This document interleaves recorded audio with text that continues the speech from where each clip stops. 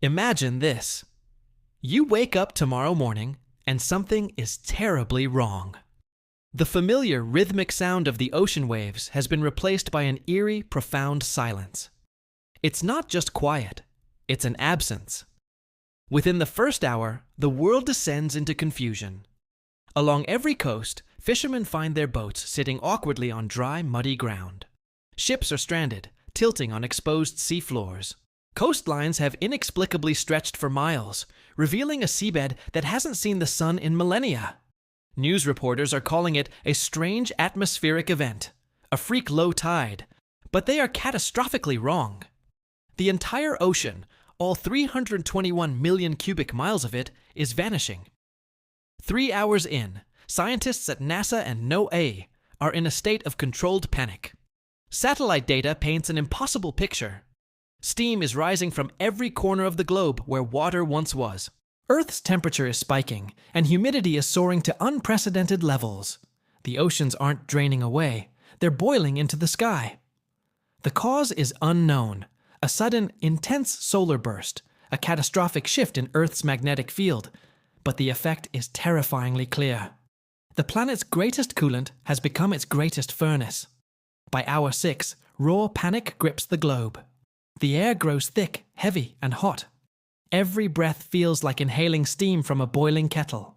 Coastal cities like Miami, London, and Sydney are swallowed by a fog so dense you can see your own hand in front of your face. It's not just fog. It's a tsunami of mist, rolling inland, suffocating everything in its path. People are fleeing, desperately searching for the water that no longer exists. 12 hours after it began, the seafloor is completely exposed. A new, alien world stretches out before us. Vast plains of dead coral, centuries-old shipwrecks, and strange, deep-sea creatures perishing under a sun they were never meant to see. The temperature in some regions skyrockets past 150 degrees Fahrenheit. The gentle ocean breezes are gone, replaced by scorching desert winds. Without the oceans to absorb heat and regulate our climate, the Earth is beginning to suffocate. All storms have vanished, replaced by a single, brutal, global drought. Day 1. 24 hours have passed. The last of the world's great rivers run dry. Lakes shrink into cracked mudflats. Without a source of moisture, clouds dissipate, and rain becomes a memory. Global agriculture collapses in an instant. Crops wither and burn in the fields. Animals perish from thirst and heat. The humidity is unbearable. Even seeking shade offers no relief. Humanity's first great migration begins, not across continents, but down into the cool darkness of subway tunnels and caves. On day 2, a terrifying new reality sets in. It's not just the heat we're fighting anymore, it's the air itself. We realize with dawning horror that over half of our planet's oxygen comes from ocean plankton. With them gone, every breath becomes thinner, a little less satisfying.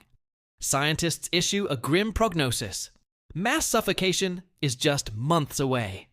The world stands helpless as 97% of its water, the very cradle of life, has vanished into the atmosphere. Day 3 marks the beginning of the salt storms.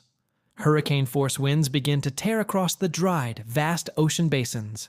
They pick up billions of tons of crusted salt and sand, whipping it into planet-wide blizzards of white, toxic dust. These storms corrode machinery on contact.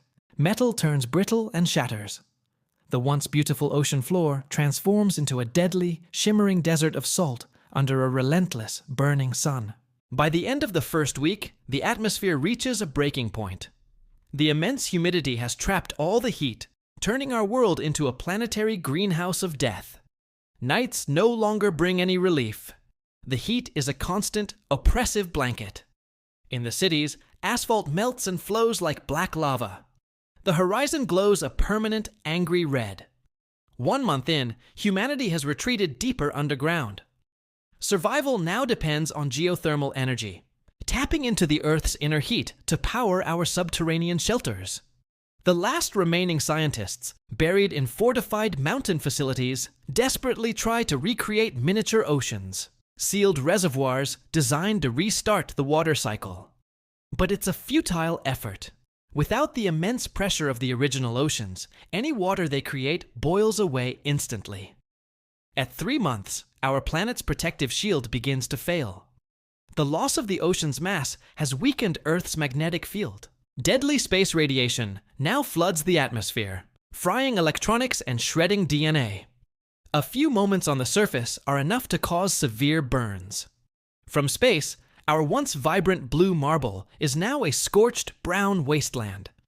Astronauts look down and see a planet that looks more like Mars, a shimmering desert where oceans once gleamed. 1 year after the oceans disappeared, the atmosphere begins to collapse under its own weight and heat. Without the stabilizing presence of water, massive lightning storms, unlike anything ever seen, begin to strike the empty basins.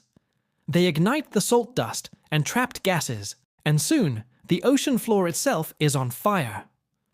Acid rain begins to fall, not water, but a toxic cocktail of condensed carbon, sulfur, and metallic particles from the superheated air.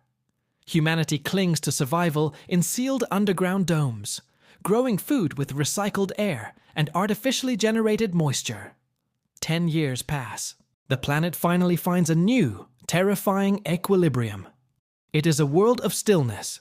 The oceans have not returned. The water cycle has permanently ended, leaving behind vast, salt-encrusted plains and canyons deeper than Mount Everest.